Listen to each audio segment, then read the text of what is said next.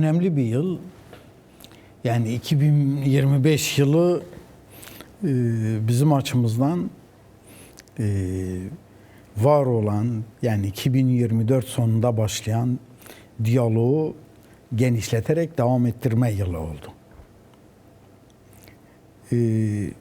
Bu çerçevede tabii Başkan Apo ile diyalog devam etti. 27 Şubat'ta Başkan Apo bir deklarasyon yayınladı. Büyük bir çağrı yaptı. Tarihi bir çağrıydı. Tarihi bir çağrıydı. Hareketimiz buna pozitif cevap verdi. Ve 1 Mart'tan itibaren de ateşkes ilan etti. Sonra çağrının gereği olarak 5-7 Mayıs tarihleri arasında da kongre yaptı. PKK'nın feshine karar verildi ve işte kendimizi yeni sürece, yeni bir örgütlemeye doğru hazırlıyoruz.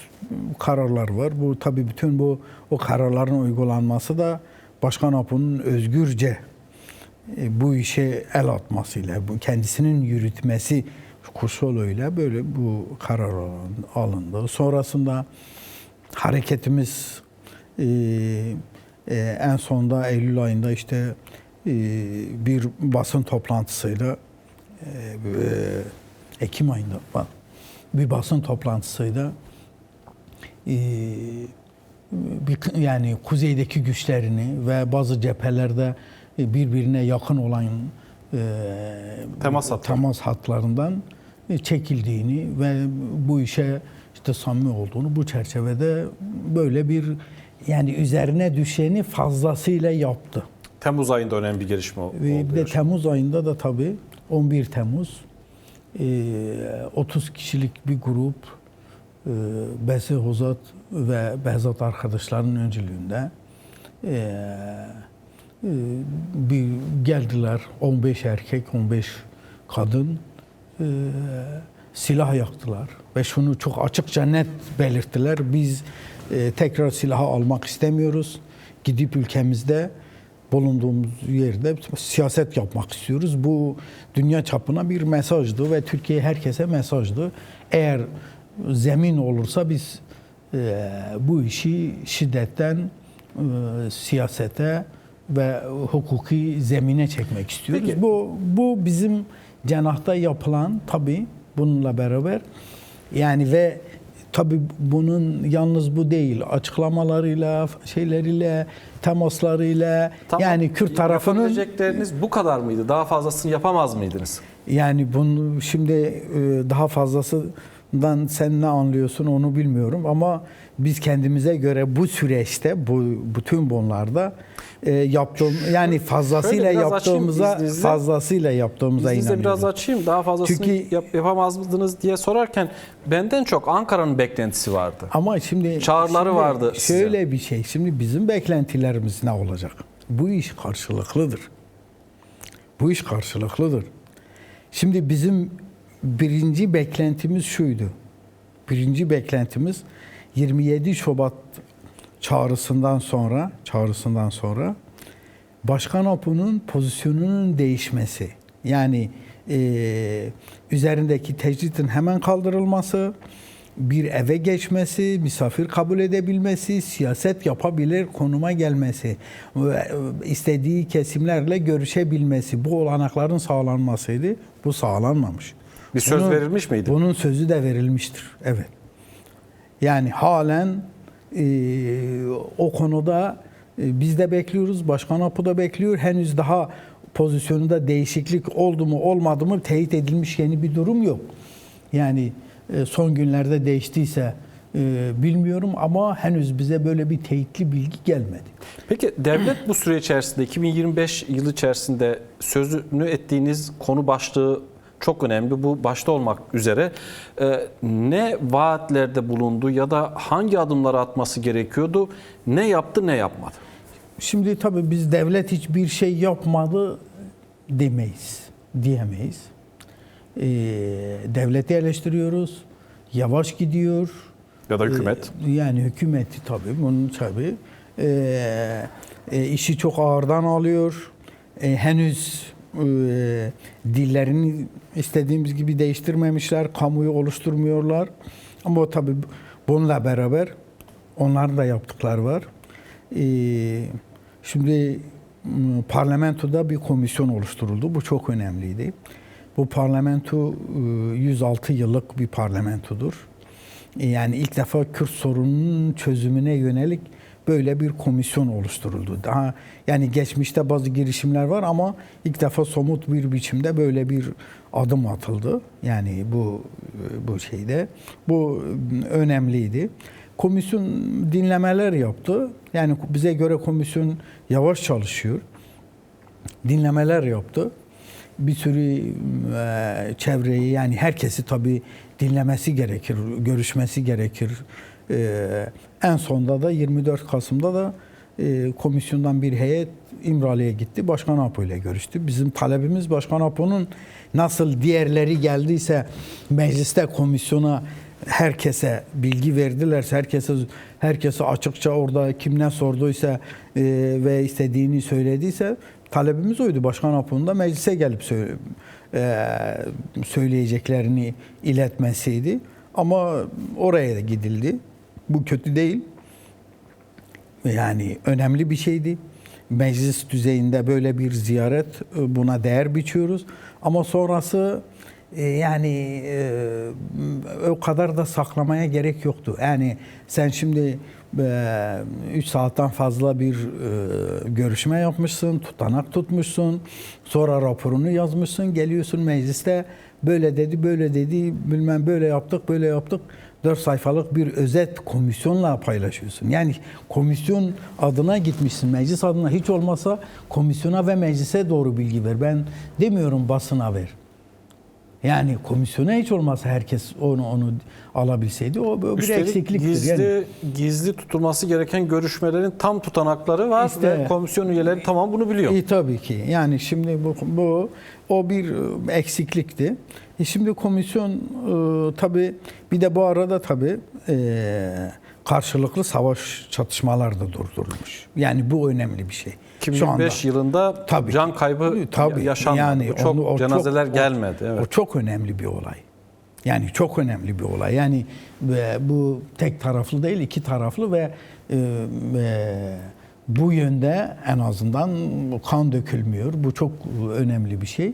Ama zaten esas mesele yani bunu kalıcı hale getirmektir. Ama yani ve çözümü yaparak kalıcı hale getirmektir. Şimdi komisyon rapor yazacak. Fakat komisyona sunulan partilerin raporlarına baktığın zaman komisyon raporu umut vermiyor. Yani AKP'nin, MHP'nin raporu çözüm üreten bir rapor değil. Yani çözüm üreten raporlar değil. Ve onlar çoğunluk. Yani komisyon. Kaygıları var. Kaygıda birleşiyorlar. Yani nedir bunu biraz açabilir misiniz? Şöyle bir şey var. Şimdi bak 15 aydır böyle bir süreç var. Yani şimdi 15 ay bitti. 16. aya da adım atılıyor. Önemli. Ama bu 15 ayda eğer karşımızdakiler ellerini çabuk tutmuş olsalardı, inanın şu anda çok farklı yerde olurduk. Bu tartışmaları yapmıyor olurduk. Yani çünkü Kürt tarafı hazır. Yani başkanıyla hazır, örgütüyle hazır. Halkını da, taraftarlarını da ona göre hazırlamış. Şimdi hükümet hazır değil. Yani kendisi hazır olmadığı gibi kamuoyunu da hazırlamamış. Halen basına bak, bir sürü şeye bak, dillere bak, şeye bak, bütün bu şeylerde. Burada olay şu, henüz çözüme yani bu yöndeki yani beklentimiz olan çözüme karar vermedikleri, yani yalpaladıkları görünüyor. O zaman mesele halen güvenlik meselesi olarak mı görüyorlar? Halen. İkincisi ilaveten şunu da sorayım. Yani bir ülkenin güvenliği sadece tankla, topla, silahla mı olur? Ya şimdi mesele şu. Halen sorunun adını koymuyorlar. Terörsüz Türkiye.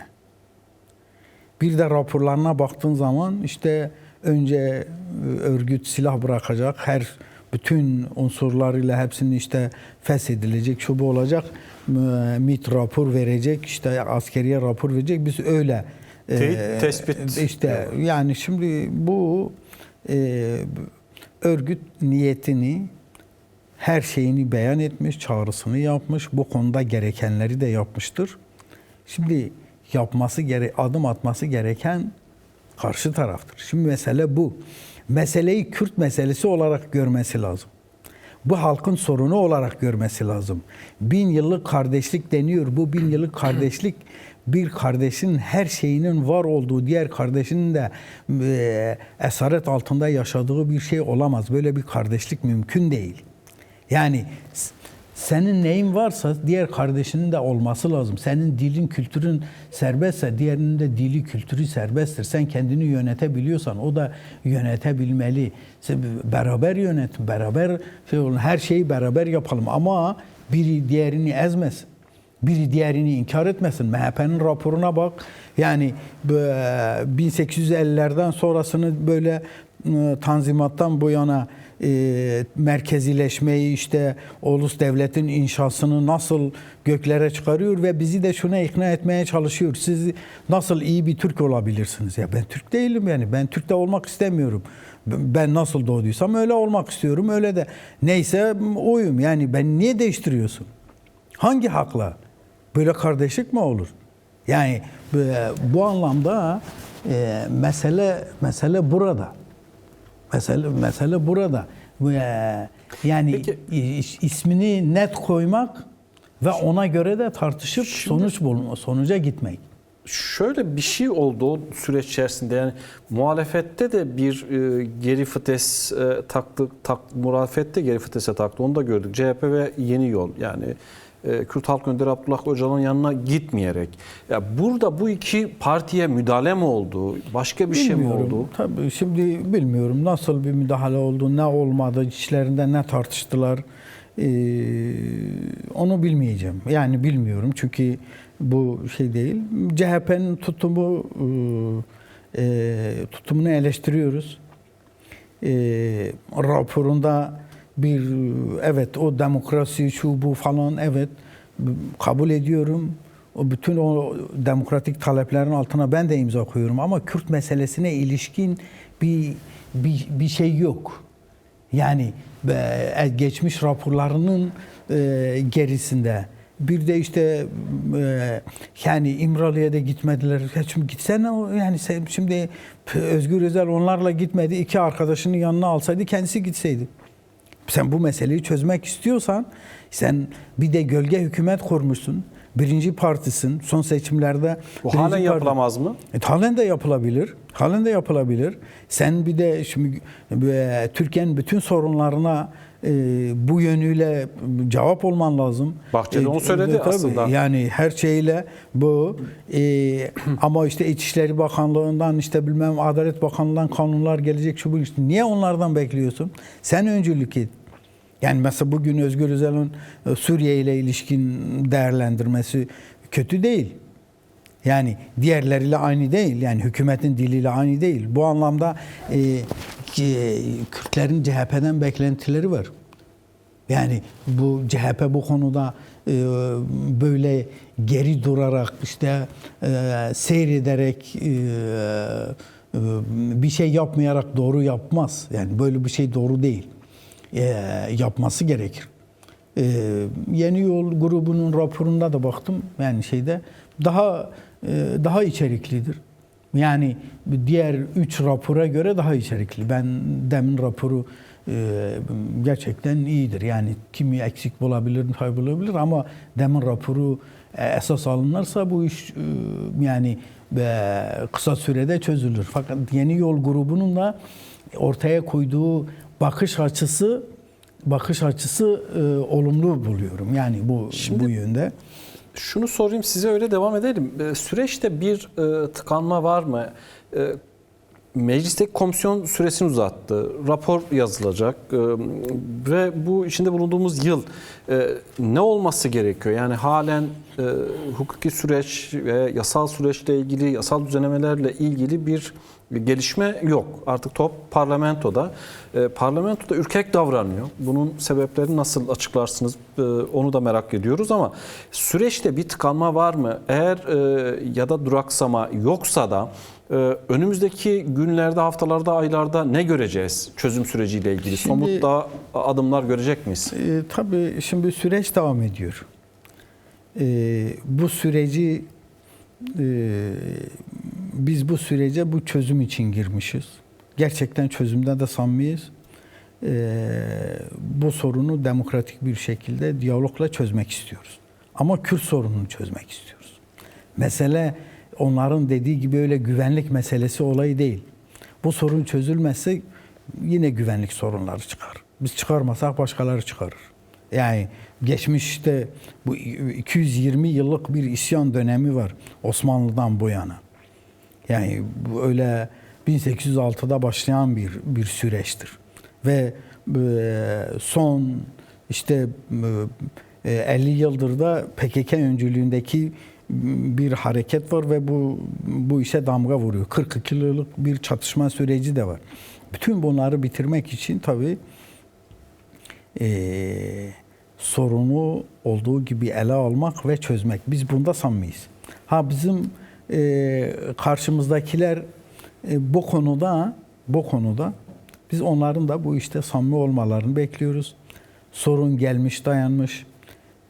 Bölgesel sorunlar hiçbiri çözülmemiş. İşte Gazze'de başlayan savaş daha bitmemiş. Yeniden her tarafta alevlenme olabilir. İran'da karışıklıklar var. Irak durulmamış, Suriye durulmamış. Bütün bu bölgede Türkiye'nin bunları düşünerek hani diyor iç cepheyi sağlam tutalım. Biz varız iç cepheyi sağlam tutalım. Ama iç cepheyi yani bir arada sağlam tutalım ama eşit haklar temelinde sağlam tutalım. Bizi tanıyarak sağlam tutalım. Birbirimizi bilerek, tanıyarak, saygı duyarak sağlam tutalım. Bizim beklentimiz bu yönde. Şu anda hukuki sürece doğru gelinmiş. Kanun şimdi tek başına şöyle bir kanun, işte özel bir kanun çıkaralım. Gelsinler, silah bıraksınlar, şu olsunlar, işte içinde yöneticiler ayrı, bilmem neler ayrı. Bir kere o ayrım doğru değil. Yani kategorik bir biçimde yaklaşmak doğru değil o. Bir de o tek başına yetmiyor. Evet, öyle bir kanun gerekli. O tek başına yetmiyor. Bir de yani silah kullanma nedenlerinin ortadan kaldırılması lazım. Bir reform süreci lazım. Yani yeni işte bir entegrasyon yasaları, reform yasaları, yani Kürt sorununu çözen yasalar, bu iş en sonunda gelecek, anayasaya kadar gelecek. Yani bütün bunları ama bir yol haritası çerçevesinde yapmak lazım. İşte DEM Parti raporunda 42, 66, 127. maddelere atıfta bulunduğu için düzenlemeler yapılsın burada denildiği için çok eleştirildi. Öyle bir şey mi olur? Yani şimdi 42. madde diyor ki yani ana dili yasaklıyor. Ben kendi ana dilimde eğitim görmez miyim? Görmem lazım. Talebimdir. Yani ben kendi ana dilimde eğitim görürsem kime ne zarar vermiş olurum? Herkes görsün kendi ana dilinde. Ama tabii ki birlikte de yaşayacağız. 66. madde diyor ki herkes Türktür. Ben Türk değilim. Yani sen niye millete farklı gömlekler giydiriyorsun? Peki. Yani bu mesele yani tabii ki bunları hepsini tartışalım. Yani şimdi onlar değişmeyecekse peki ne olacak? Ne değişecek? Ne değişecek? Şimdi evet. Bütün bu böyle. Şimdi Türkiye kamuoyu şunu yani... Bu hukuki süreçle ilgili izleyicilerimiz merak ediyor. Yani bir takvim öngörebiliyor musunuz? Yani şu tarihe kadar olur ya da olması gerekiyor dediğiniz bir durum var mı? Yani yasal hukuki düzenlemeler için umut hakkı dahil olmak üzere. Şimdi Türkiye'nin bütün o mevzuatı bir bütün gözden geçirilmesi lazım. İlk etapta yani bir özel yasa ve tabii ki Kürtleri yasaklayan yasaların ortadan kaldırılması lazım. Yani Kürtlerin hukuk içine alınması lazım. Bunun için tabii ki tartışırsak yani bunun bir takvime de bağlanması lazım. Şu anda henüz bir takvime bağlanmış değil. Yani işte meclisin raporu bekleniyor. Yani komisyon meclise rapor verecek. Ona göre hükümet ne yapacak, ne yapmayacak. Ama bütün bu böyle. Biz çabuk olmasını istiyoruz. Ve sonuç alıcı olmasını istiyoruz. Ve bütünlüklü olmasını istiyoruz. Öyle palyatif tedbirlerle şekli değil. Bir de yani her şeyden önce artık birbirimizi tehdit etmekten vazgeçelim. Yani Kürtleri tehdit etmekten vazgeçin. Kürtlerle barış. Peki o zaman bu tehdide sözü getirdiniz Rojava. Yani aslında bir ön koşul olarak öne sürüyorlar. İşte SDG'yi veya GSD'yi bir ön koşul olarak Ankara öne sürüyor. Bugün Fethi Yıldız'dan da bir açıklama geldi. SDG, GSD'ye verilen süre dolmuştur dedi. Öncesinde Savunma Bakanlığı sözcüsünden bir açıklama geldi. Eğer Şam yönetimi bir karar alırsa Rojava'ya karşı biz desteklemeye hazırız. Yani bir operasyon yaparlarsa biz de destek veririz demeye getiriyor. Ömer Çelik, işte Dışişleri Bakanı, farklı isimler, bakanlar, hatta Devlet Bahçeli de Rojava ile ilgili konuştu. Süreçte Rojava bir ön şart mı? İkincisi, bu dil çözüme hizmet ediyor mu ya da tersi bir duruma mı hizmet ediyor? Şimdi bu dil çözüme hizmet etmiyor. Tehdit dilidir. Böyle bir dil kabul edilemez. Ve bu haliyle yaklaşılmaz. Hepsi için de söylüyorum. Kardeşim sen Suriye genel valisi misin? Suriye'deki Kürt hak hukuk sahibi olursa seni niye bu kadar fazla ilgilendiriyor? Neden bu kadar karşısın? Türkiye kamuoyuna hepsine söylüyorum. Hepsine söylüyorum. Şimdi ben Türkiye'de bir yönetici olsam, hükümet yetkilisi olsam ve şunu desem, işte Kıbrıs'ın kuzeyindeki Türkler bir an önce işte Annan planı çerçevesinde veya bilmem ne planı çerçevesinde silahlarını bırakıp güneydeki işte Kıbrıs yönetimine, onlara katılsınlar. Çok mu hoş olur? Yani çok mu, nasıl karşılarlar? Şimdi eğer biz kardeşsek, ne zaman ki sizin tutumunuz, Kıbrıs'taki Türkiye olan tutumunuz, Rojava'daki Kürt için de aynı olmazsa ben şüphe duyarım. Ben buna karşı dururum. Eğer kardeşsek kardeşliği ciddi yapacağız. Barışırsak barışacağız. Yoksa öyle yani şurada burada her işte siz Suriye'de hükümet başkanı mısınız? Hemen bir şey oldu mu Şam'a gidiyorsunuz. Gidiyorsunuz onları işte böyle yapın, böyle yapın, böyle yapın, böyle yapın. Neden Kamışlı'ya, Haseki'ye yani Rojava'ya uğramıyorsunuz? Neden onlarla gidip oturup konuşmuyorsunuz? Yani bu neden gitmiyorlar sizce? İşte yani şimdi mesele bu. Neden gitmiyorlar? Neden adım atmıyorlar? Neden tehdit ediyorlar? Neden bu sorun şimdiye kadar çözülmedi? Yani bütün hepsi birlikte. Şimdi Suriye'de bir 10 Mart'ta imzalanan bir mutabakat var. Mutabakat. Kürtler bunun için sürekli görüşüyorlar. Normalde yılbaşından önce bir heyet Şam'a gidecekti. Randevulaşmışlardı. Hava şartlarından dolayı ertelendi. 28 Aralık'ta 29'da olması gerekirdi. Ertelendi. Bugünlerde giderler. Yani aldığımız bilgi. Bu bir bilgi değil mi? Bu bilgi, evet. Bugünlerde gidecekler ve Amerikalıların, Fransızların arabuluculuğuyla oturup daha önce konuştukları birçok şeyi bu sefer yazıya dökecekler. Türkiye bundan niye rahatsız oluyor? Türkiye, Yani, Fransa ve Amerikan arabulucundan rahatsız mı? Şimdi rahatsız. O zaman kendisi arabuluculuk yapsın. Ankara'ya çağırsın. Rojava heyetiyle Suriye heyetini Ankara'ya çağırsın, orada buluştursun. Yani niye? Yani bu kadar bu şey işte yok işte bu kadar süre verilmişti bilmem ne. Neyin ultimatumunu veriyorsun? Kime ne diyorsun? Böyle bir şey olamaz. Yani neden orada savaş kışkırtıcılığı yapıyorsun? Yani neden sen diyorsun işte Suriye hükümetine git işte Milli Savunma Bakanlığı'nın çağrısı şu, konuşması şudur. Gidin bunlara saldırın biz de size yardımcı olalım ve bizi de çağırın geleceğiz. Ben böyle görüyorum. Anlamı bu. O zaman yani hani biz barışacaktık, hani biz bilmem kardeştik, hani 1000 yıllık kardeşliğimiz vardı. Yani ben buna nasıl inanırım? Ya bir çocuk değiliz ya, birbirimizi kandırmayalım. Yani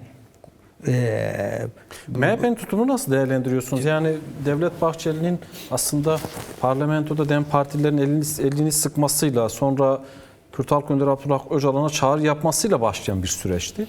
Ama bugün Rojava ile ilgili dönüp baktığımızda en makul isimlerden biri olarak bilinen Fethi Yıldız aynı şeyi yapıyor. yani MHP'nin bu son dönemdeki bu tutumu, özellikle raporlarından sonraki tutumu, yani komisyona verdikleri rapor ve ondan sonraki tutumu uygun bir tutum değil.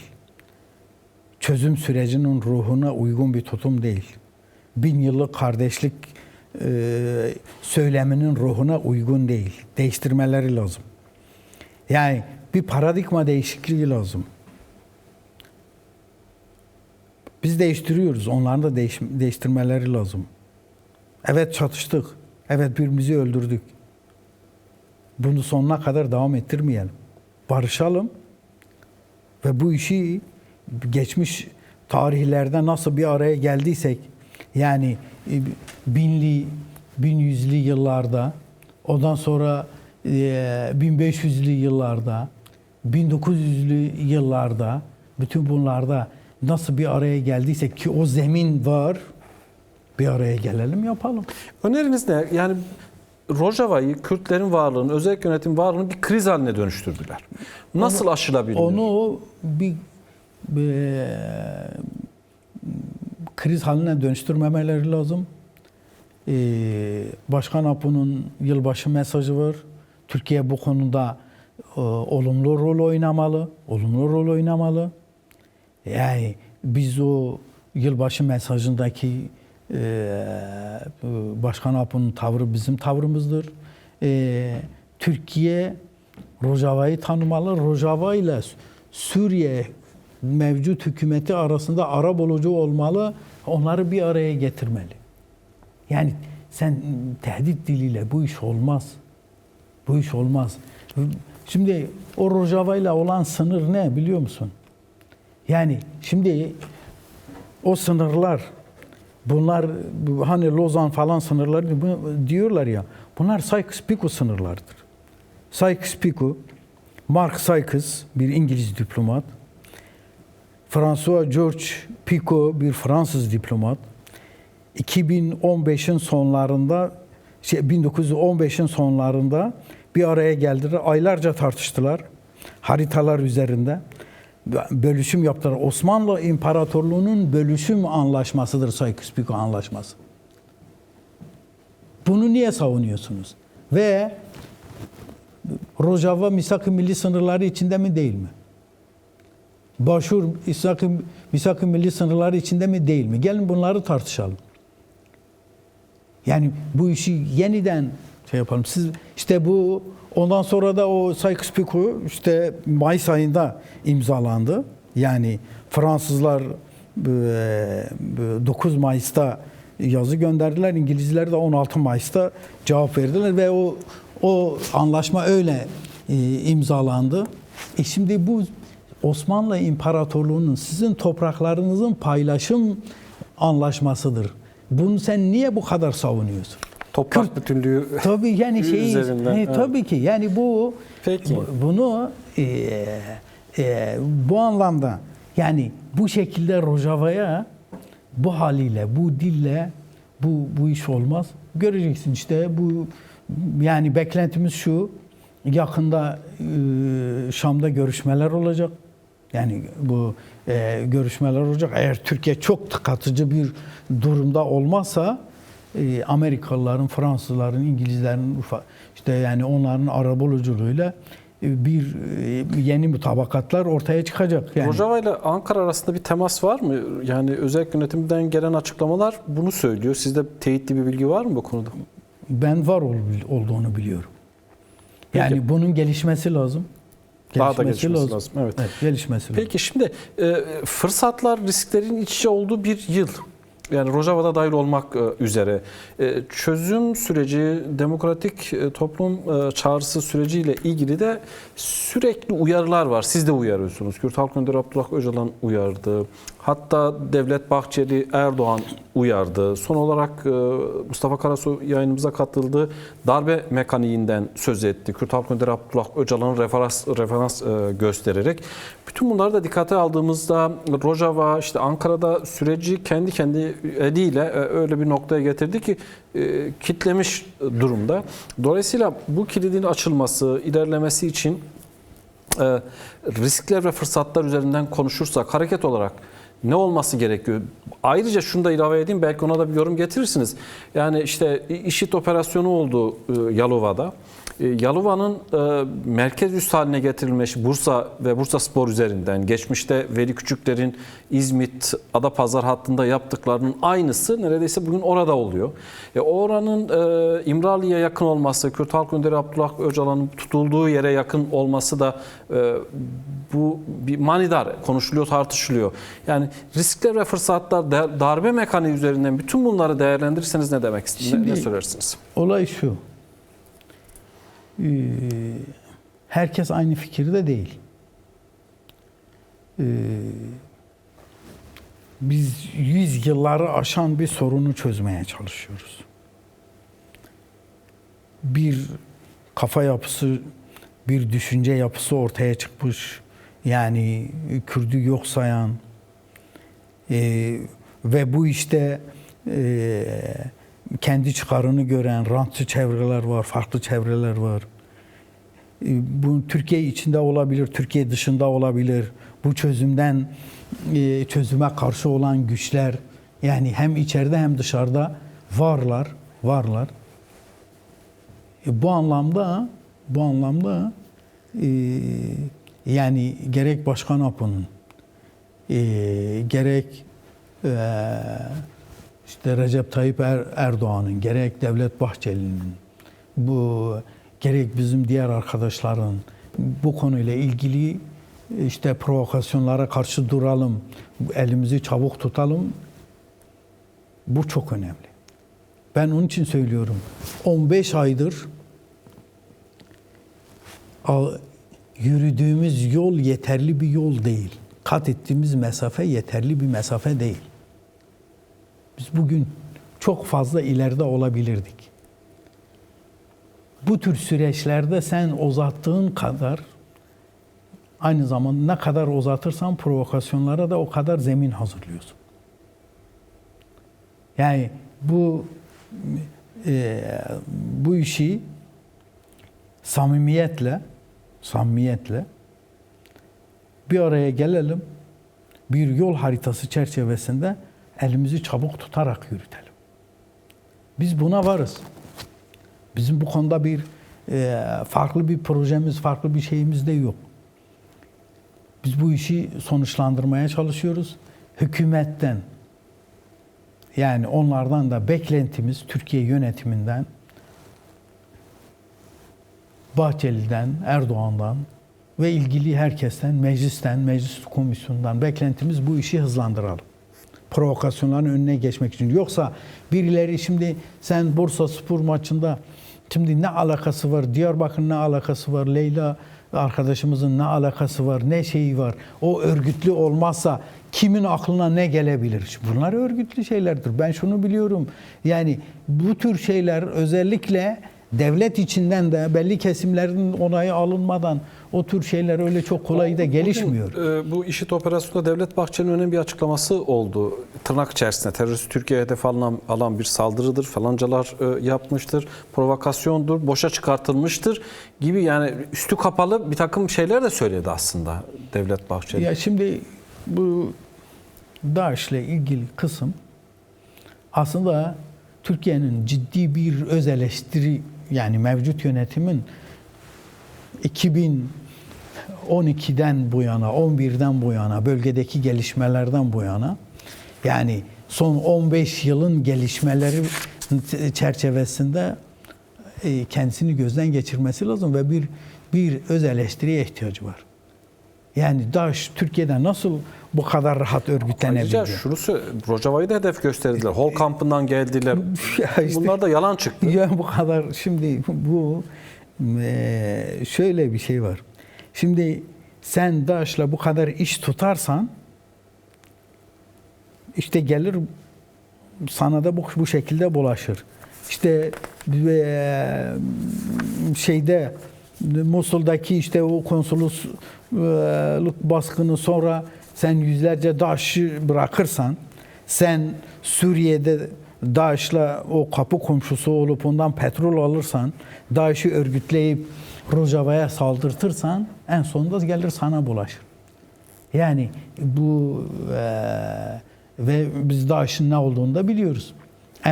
En fazla onunla mücadele eden ve ondan zarar gören de biziz. Yani bu anlamda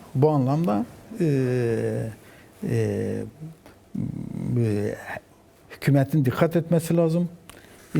Öyle kendisine işte bunlar da Müslümandır, bilmem nedir, şudur budur biçiminde böyle bir yaklaşımlarla bu işi götürürlerse sonuç yalıva olur, daha fazlası olur. Önlem almaları lazım. Çok sayıda karanlık nokta var orada. Evet. Şimdi programımızın sonuna doğru gidiyoruz. İran'ı sormadan olmaz. İran karıştı. 6 gündür protestolar yapılıyor. Zaman zaman İran'da oluyor. Ve yeniden şiddet baş gösterdi ve çok sayıda kişinin yaşamını ne yazık ki yitirdiği söyleniyor protestocular içerisinde. Ve Trump'tan da açıklama geldi. Eğer dokunursanız, protestoculara saldırırsanız, öldürürseniz müdahale ederiz. Askeri müdahalede bulunuruz. İran'dan da peş peşe açıklamalar geldi. Hazırız demeye getiren açıklamalardı bunlar. Orta Doğu'daki ABD hedeflerini vururuz. Tehdidiyle aslında karşılık verdiler. Hareket olarak bu İran'daki durumu nasıl değerlendiriyorsunuz ve bu Rojavat'ı nasıl etkiler?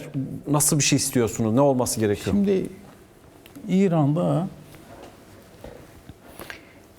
işte 79'dan bu yana, yani işte 46-47 yıllık bir rejim var ve bu gerçekten halkı çok zorlayan bir rejim. Yani her yönüyle İran halkı baskı altında ve o halk bu baskıya isyan ediyor. Bunun yanında yani o baskıcı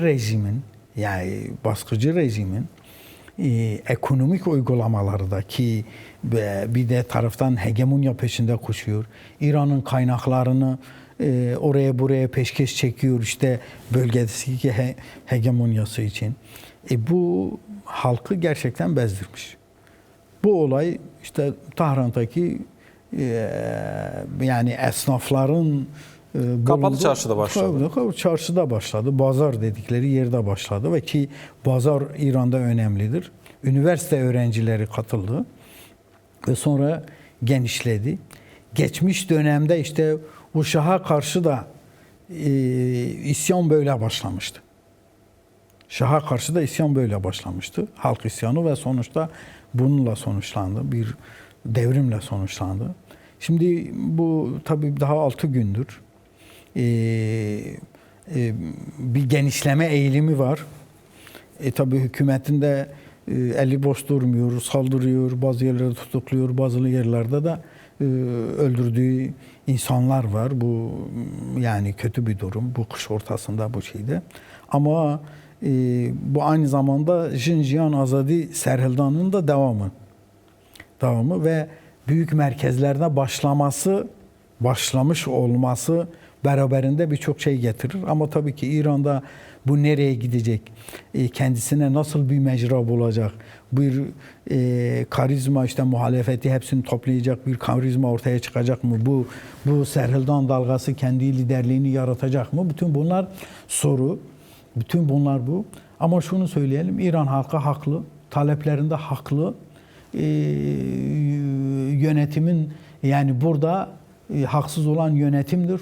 Bu böyledir. Tabii bizi de çok yakından ilgilendiriyor. Kürdistan'ın ikinci parçası İran'da. Büyük parçası. Tabii ikinci büyük parçası. Yani orada Rojhelat Kürdistan'da biz de yakından bakıyoruz, ilgileniyoruz. Trump'ın açıklaması ben yerinde bir açıklama olarak görmedim. Serhildan'a kalkışan halkı desteklemek lazım. Ama işte ben şöyle yaparım, bu rejimin elini güçlendiren bir açıklamadır. Ben öyle yorumluyorum. Yani işte şimdi yarın öbür gün diyecekler ki bunlar dış destekli. Öyle demeye başladılar zaten. Yani ne alakası var dış destekli? Evet. Ya insan açlıkta, şu anda soğukta, bu kış ortasında birçok yerde zaten okullar tatil edilmiş ki soğuktan eğitim yapılamıyor. Asgari ücret $90. Yani şimdi böyle bir şeyde buna bir isyan var. Ondan sonra da diyorlar dış destek. İşte Trump'ın açıklaması da ona zemin hazırlıyor. Ben yani onun iyi bir destek olduğunu sanmıyorum. Türkiye Rojhelat'tan da rahatsız. Son olarak birkaç dakikamız kaldı. Ona da bir yorum getirip öyle kapatalım. Yani Rojava gibi bir oluşumun ortaya çıkmasını istemiyor. Bu konuda 12 gün süren savaş döneminde Yaşar Güler komuta kademesiyle birlikte sınıra gitti. Hatta İran içerisinde bir takım örgütlemeler yaptığını da biliyoruz. Bu konudaki değerlendirmeniz ne olur? Şimdi bölgedeki statüko dağılıyor. Yani bu yarın öbür gün Türkiye'ye de sıçrar. Bak, Irak'ta başladı. Yani hani bizim bölge yakın diğer bütün ülkelerde bu şeyde birçok yerde. Şimdi Irak'ta başladı. Sonra Suriye, şimdi İran. Yani ben diğer Orta Doğu ülkelerini, oradaki değişimi bir kenara koyayım. Mevcut statüko gitmiyor. Bölge halklarının arayışı var. Halkların demokrasi arayışı var. Halkların ekonomik arayışı, halkların özgür yaşama, halkların çağdaş yaşama arayışı var. Bunun önünde engel olursan bu tür şeyler olur. Bu anlamda Kürtlerin de bir özgür yaşama arayışı var. Bu Kuzey Kürdistan'da var, Güney Kürdistan'da var, Rojhelat'ta var, Rojava'da var. Bu eski statüko, yani Lozan sonrası oluşturulan işte o Sykes-Picot statükosu bölgede dağılıyor. Yani Sykes-Picot statükosu gidiyor. Kürtleri sen eski haliyle burada tutamazsın. Yani o anti-Kürt ittifakı dağılıyor. Irak'ta işte durum görüldü, işte Kürtler bir resmi statüye sahipler. Uluslararası sistemde buna dahil mi? Tabii uluslararası sistemde tabii ki eski statükoyu sürdürmek istemiyor. Yani artık soğuk savaş dönemi bitmiştir. Yani o eski dönemde işte aman kimse yerinden kıpırdamasın. Bundan dolayı Türkiye şu anda çok daha fazla, çok ciddi düşünmeli, bu sürecin değerini bilmeli. O zaman Başkan Apo'nun değerini bilmeli. Güney'de veya Rojava'da yaptığı hatayının aynısını burada yapmamalı. Burada da tabii yapmaması lazım. Kürtlerin orada da özgürlük talebi var ama Türklerin de özgürlük talebi var orada. Yalnız Kürtler ezilmiyor. Azeriler eziliyor, Türkmenler eziliyor, Beliciler eziliyor, Farslar eziliyor, Araplar eziliyor. Yani tüm bir İran halkı eziliyor. Burada bu anlamda yani Türkiye aman Kürt'e Kürt bir şey kazanmasın, Kürt anasını görmesin, ben her şeyi kaybetmeye hazırım bu anlayışıyla hareket etmemeleri lazım. Bu anlamda şu anki sürecin değerini Türkiye hükümeti ve yöneticileri iyi bilmeleri lazım. Başkan Apo'yla diyaloğu sıkılaştırmaları lazım. Başkan Apo'nun önünün bir an önce açılması lazım. Biz hepimiz buna hazırız. Varız yani. Ne oluyor yani şeydir. Bizim özgür olmamız Türkiye'deki insanların sofrasından bir şey eksiltmiyor. Ben kendi bulunduğum ortamda, şehrimde, köyümde özgür yaşadığım zaman, kendi kültürümle kendimi yaşattığım zaman kimseye bir zararım dokunmuyor. Ben özgür yaşadığım zaman kimseye bir zararım dokunmaz. Bunu bilmeleri lazım, bunu görmeleri lazım. Türkiye yönetimi Başkan Apo'nun uzattığı eli çok değerli olmalı ve bu eli böyle açıklamalarla, böyle yaklaşımlarla, işte Yaşar Güler'in bilmem şunun bunun gibi kişilerin yaklaşımlarıyla itmemeli ve bu sürece sahip çıkmalı. Bizim cenahımızda biz hazırız, biz varız, beraber yapalım diyoruz.